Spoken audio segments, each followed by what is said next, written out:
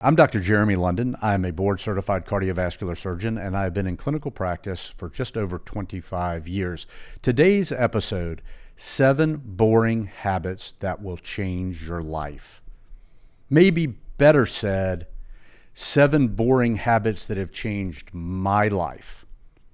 So I'm going to share habits that I have created as non-negotiables that will hopefully give you a framework or maybe spark interest so that you can develop your 7, 8, 10 boring habits that work for you. A great quote that my son and I came up with over the last couple of months: the only shortcut is realizing that there are no shortcuts.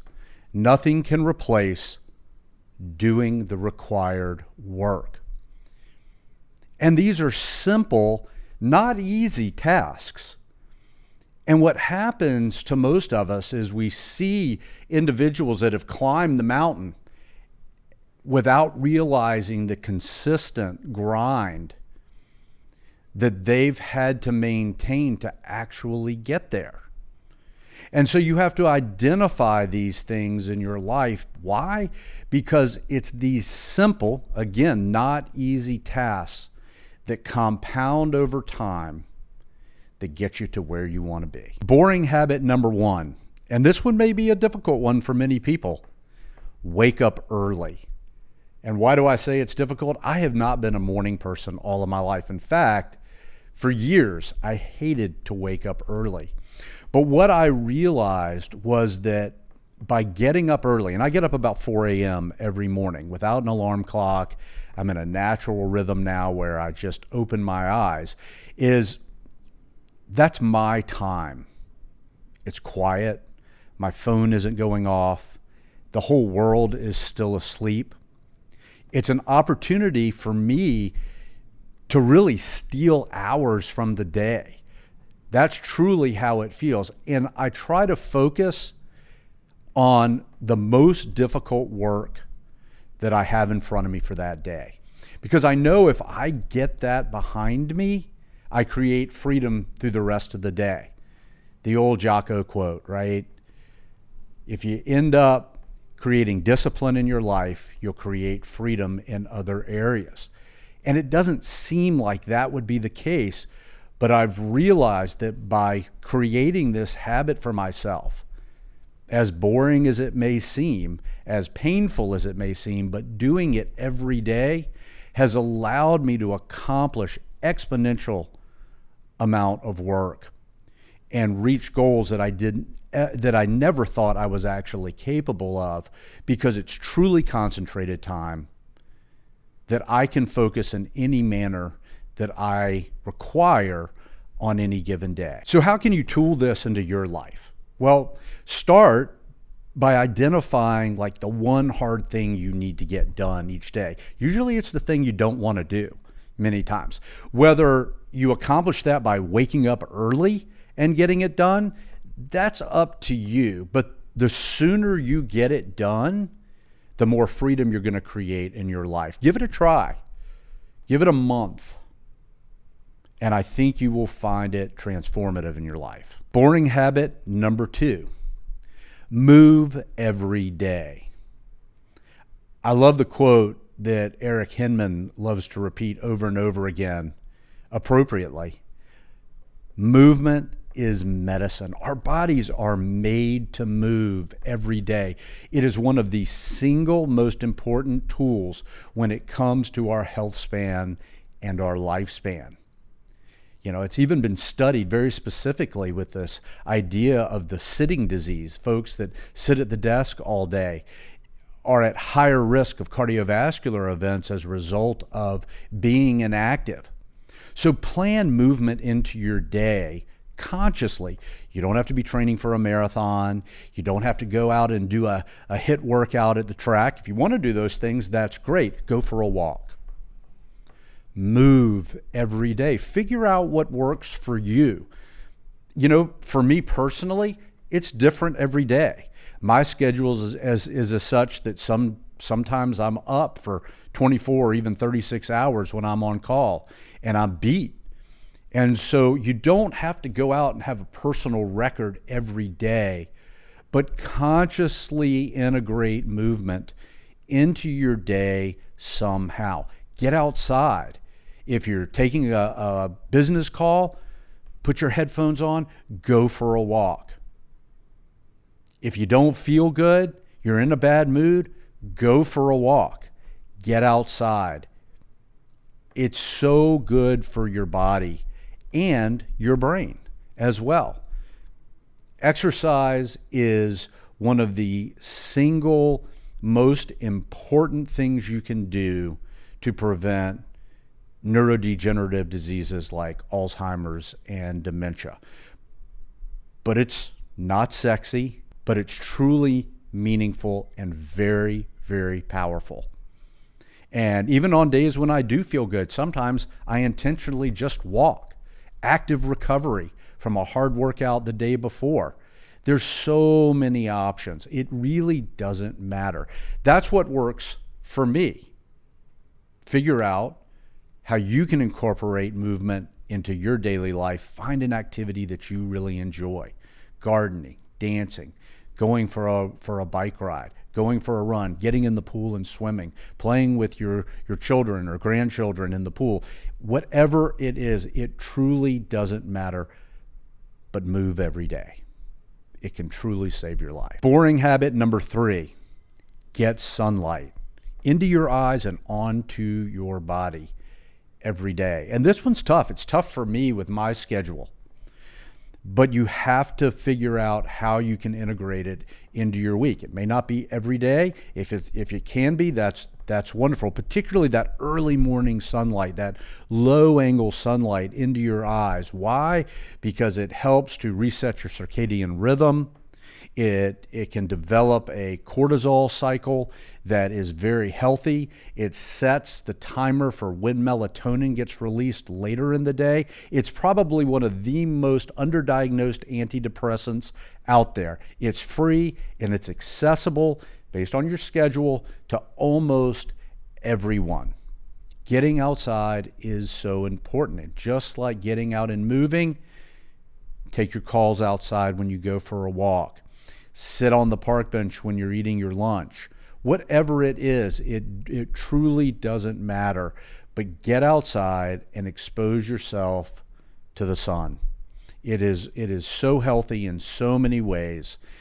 Vitamin D production and creating natural hormonal rhythms in your body, as well as bone strength.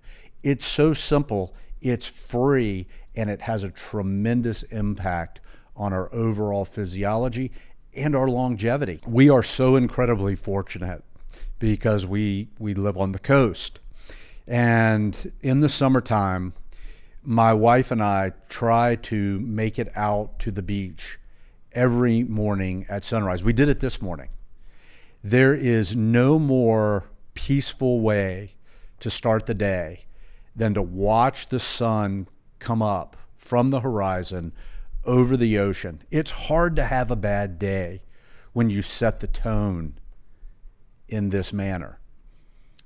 So I highly recommend that you find a way to integrate this into your life. It's really a wonderful aspect of living where we live for us in particular, but figure out how you can make this work wherever you may live. We'll get back to the podcast in a minute. We'd like to thank our sponsor, Function Health.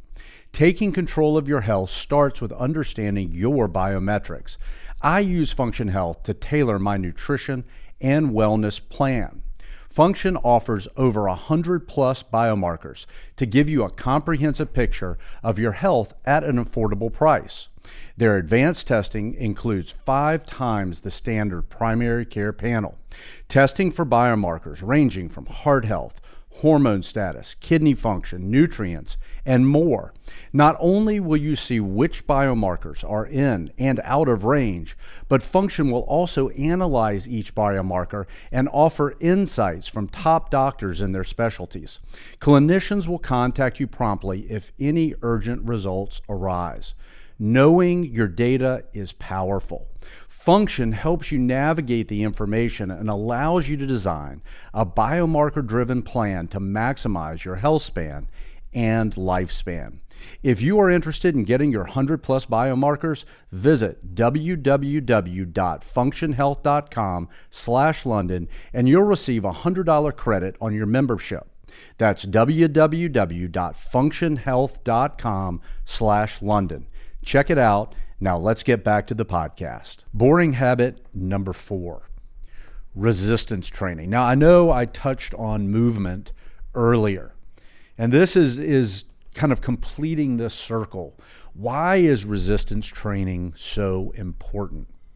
Well, as we age, after the age of 30, we lose muscle mass, about 10% per decade.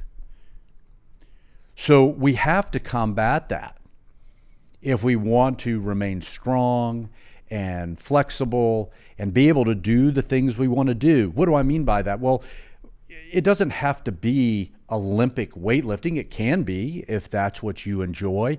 But think about it this way. The deadlift today is you being able to pick up your suitcases at 80. The split squats tomorrow morning help you get in and out of the car as you age. So the work you put in today allows you not just to maintain muscle mass, but to build muscle mass even as you age. It's never too late to get started. So what does this do? Well, again, you're creating stability in your axial muscles or your stability muscles. You increase your bone density. This prevents falls, or if you do fall, bones heal easier. And muscle is the organ of longevity, as Gabrielle Lyons says. Why is that the case? Well, for the things I just mentioned, plus muscle is a sink for glucose or sugar in our bloodstream.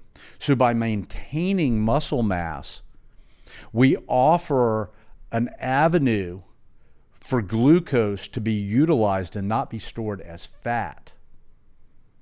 Fat is where the inflammation is created in our bodies that can lead to cardiovascular disease like heart attack and stroke.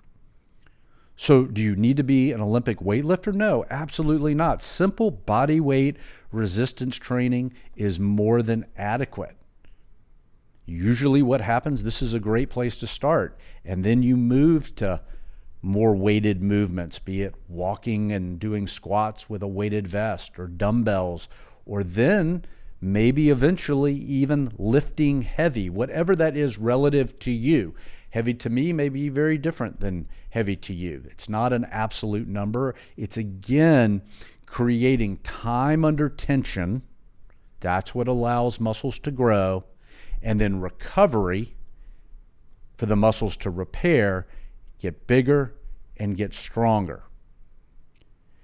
Creating this base as we age is the key. For years, I did endurance sports. I ran, I swam, I rode a bike. I never did any resistance training. It's one of my regrets from my journey in physical fitness, looking back at it now. I prioritize it. I do now for sure. And I have a nice mixture of aerobic and strength training, but I really prioritize strength training. It makes me feel better. It helps me control my weight. It makes me more confident. So figure out how to integrate resistance training into your life. Simple body weight movements, all the way up to lifting heavy. Your body, your rules. In short, train today for a better tomorrow, as well as more of them. Boring habit number 5, cook at home. Now, 100% of the time, no. You want to be able to socialize. Sometimes it's not convenient. If you can create a nutritional plan where you are cooking at home 80% of the time, for us as a family, we consider that a win. So why? Well, we internalize 90% of the outside world through our mouths. So we have to be very conscious of what we are eating. Literally, what we eat is what our body then utilizes as the source of direct energy to create the sustenance and the tissue and organ function and all of the bodily functions. Specifically, protein is the building block for muscle.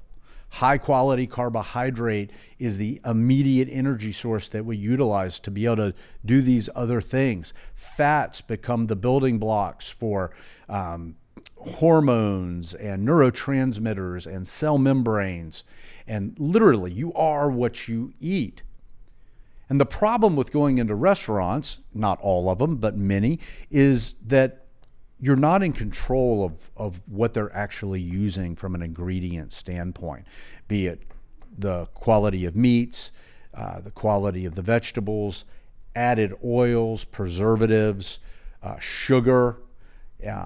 There's a lot of different components that they have to use to maintain food freshness, maintain shelf life, all of those things that create a successful business, but then can potentially put you at greater risk.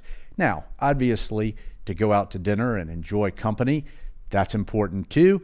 And eating that occasionally, 20% of the time is the number that we use. I think it's absolutely fine. We cook at home 80% of the time. We can control the quality of all of the things I just mentioned, and specifically things like salad dressings. We make those at home, so that we choose the oils that work best for us. We make sure there's no added sugar. We can control the portion sizes as well. You go to a restaurant and you get these tremendous portions.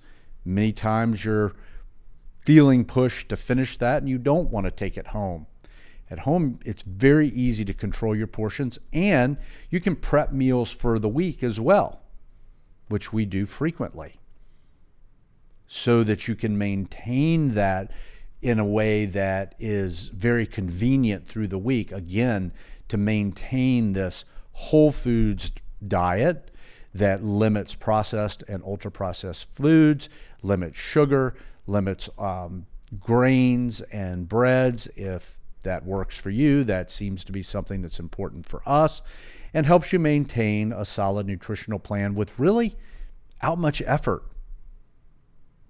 Takes a little bit of effort to get started, to get your meal plans in line. What do we use as our basic premise? We try to keep things very simple. We don't pick lots of ingredients each night. We pick 5 or 6 ingredients all the time, and then we get really creative with those ingredients to come up with new and inventive dishes. Give it a try. Try it for a week. See how you feel.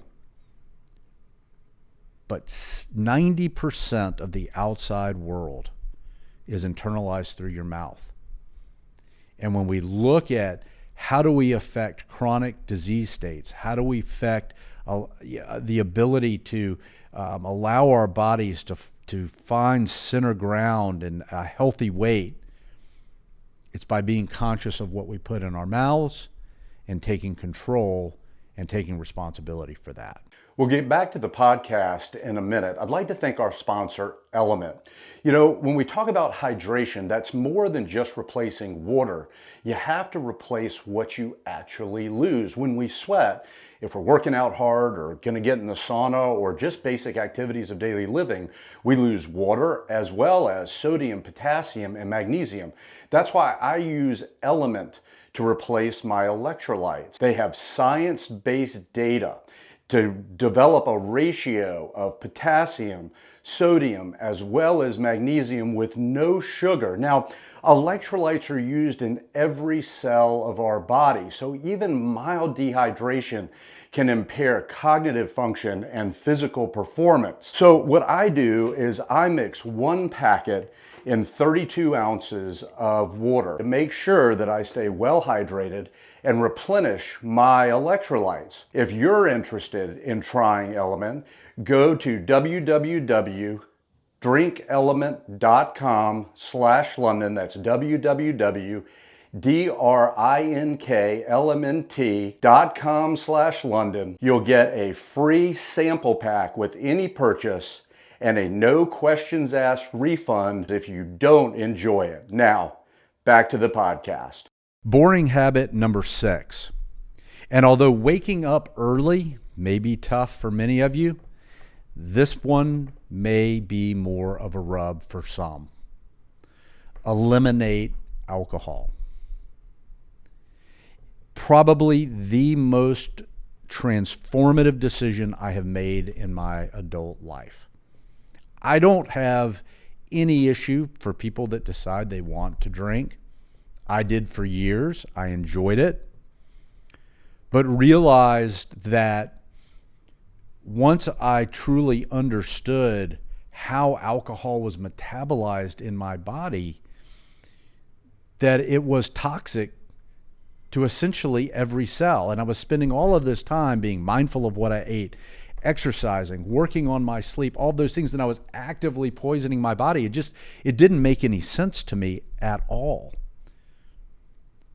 And I literally woke up one Sunday morning and I looked at my wife and I said, I'm done. I'm done with alcohol. And she said, I don't believe you. And I was. And I have never looked back. Think of it this way. I now live my life untampered with. When times are good, I enjoy them as good. When times are bad, I deal with them as bad times. I am not on that emotional roller coaster of drinking on the weekends and drinking when times are good and drinking when times are bad, because you do both. And it's tough. It is.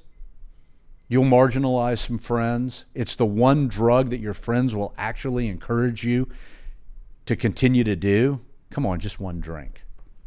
Aren't any other drugs that your friends will probably do that with, presumably. If you're willing, give it a try.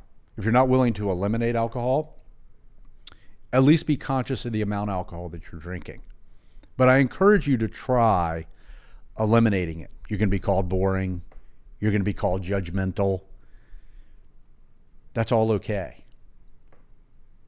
That's other people's decisions as far as how they want to manage alcohol in their body.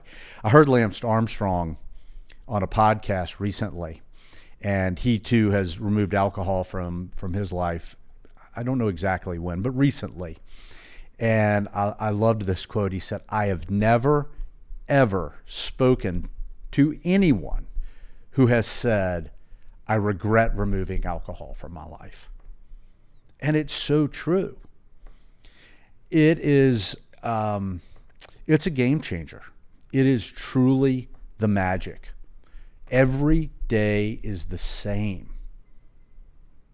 It is one of the greatest motivators in my life to have removed alcohol. Why? Because it was such a demotivator for me when I was actively drinking socially. Consider it.